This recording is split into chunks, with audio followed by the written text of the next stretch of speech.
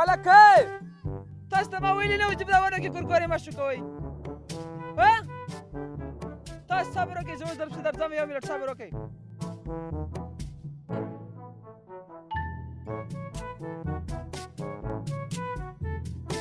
نه تاسو ته ما مخکې نه ویلې چې دغه ونه کې به ګورګورې نه شو کوئ تاسو ته بیا چا وویل چې دلته راشئ خبره د باندې نه پوهېږئ تاسې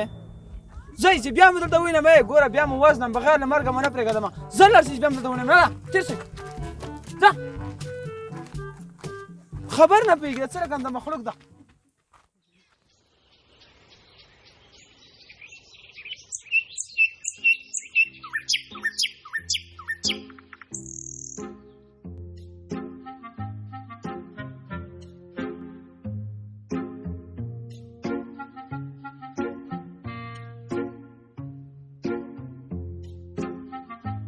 ولکۍ دې خواته راسئ دلته راسئ تاسو به دا خبره څنګه نه پوهېږئ مه تښتئ دلته راسئ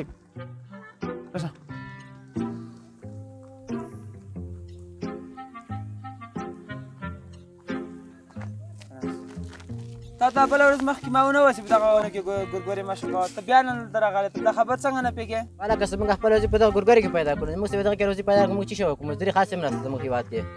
نو چې مزدوري نه وي اوس زه درته پیدا کړم ما تاسو ته مخکې نه ویلي چې دا ونې ټولې ما نیولې دي او تاسې بیا راخوشئ په دغه ونه کې ګورګورې شکوئ زه مړه څه په کوله ښه دی نه د خدایي ونې دی موږ څه شی وکړو دا ګورګورې پکې شکوو که نه ته په خبره نه پوهېږې ته اوس ما سره بکواس کوې په خبره باندې نه پوهېږې ته دغه جیم هلکې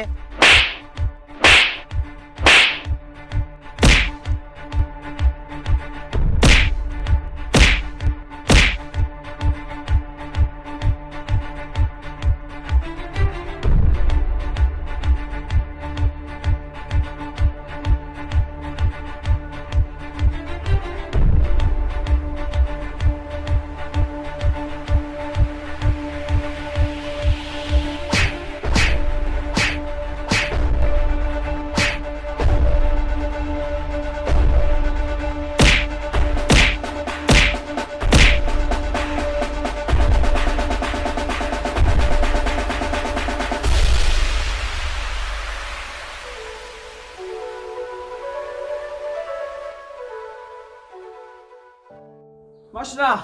و مشره جګ شه ته خوبونه کوې مشره ځان خبر کا خدای خیر وکړي څه شوي دی خدای مشره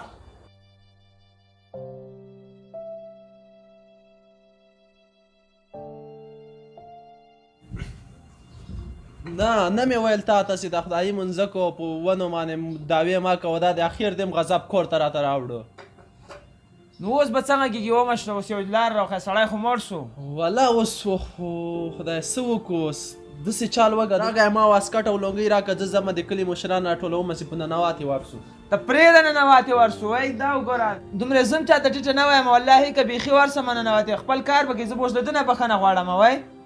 یا لکه دا ته څه په ګاډو واډو د سر د څنګه به بښنه نه غواړې بس ته سړی دې مړ کړی اوس ننواتې ما نه هم نه ورځې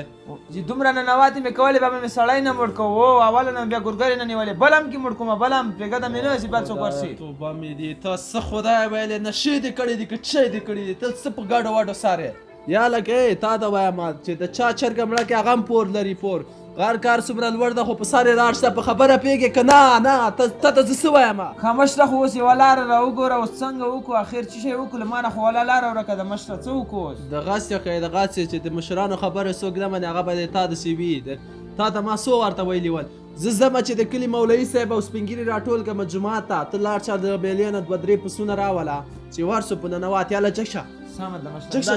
زر کوه والا بیړه وکړه ای ما واسکټ او لونګۍ راکړه